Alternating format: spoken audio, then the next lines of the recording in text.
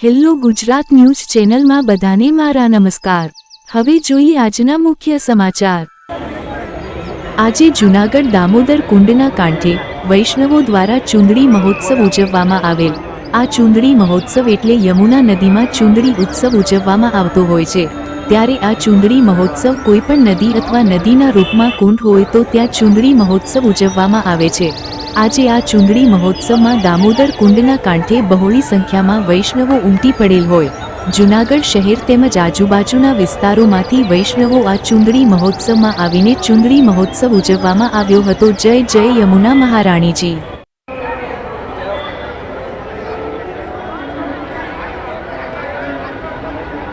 Hello hello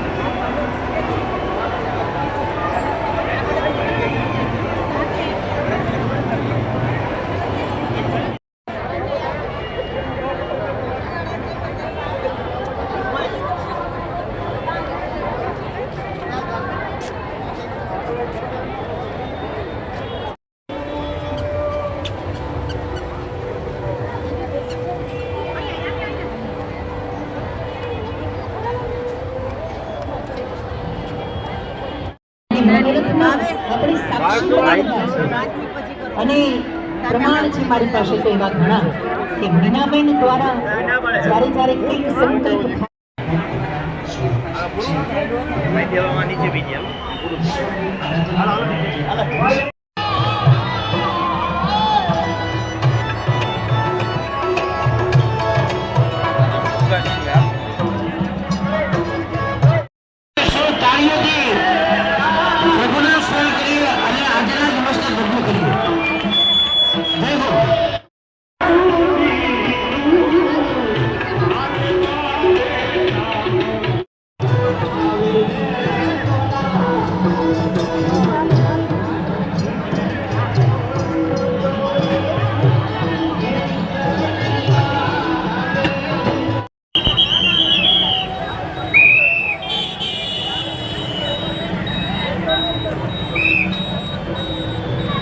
કૃષ્ણાય વાસુદેવાય હરે પરમાત્મને પ્રણતક્લેશનાશાય ગોવિંદાય નમો નમઃ। હું ઈના અમિત જોશી।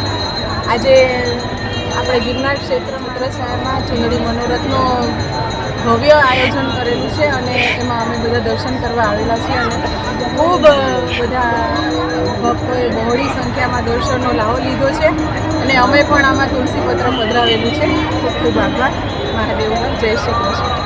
બેન આનું ખરેખર મહત્વ આજનું મહત્વ શું હોય છે, કેમ મહત્વ તો આપણે કહીએ એટલું ઓછું છે, કારણ કે આપણે જો જમનાજીને ચુંદડી મનોરથ આપણે જઈ નથી શકતા અને આપણને આ ઘર આંગણે આવો લાવો મળ્યો છે ગિરનાર ક્ષેત્રમાં તો આપણે અચૂક લેવો જ જોઈએ અને જે લોકો નથી આવે ને એમને પણ ખાસ દર્શનનો લાવો ખૂબ લેવો જોઈએ, કારણ કે આવું તો આપણા જે લોકોએ લાવો લેવો હોય તે દર્શન કરવા અચૂક વધારે અને આવો અમૂલ્ય લાવો હું તો એમ કહું છું લેવો જ જોઈએ। વસુદેવ સુતમ દેવમ કંસચાણું ડુંગર દેવકી પરમાનંદ કૃષ્ણ મંદિર ચલાવી। ચાલો મિત્રો ફરી મળીશું।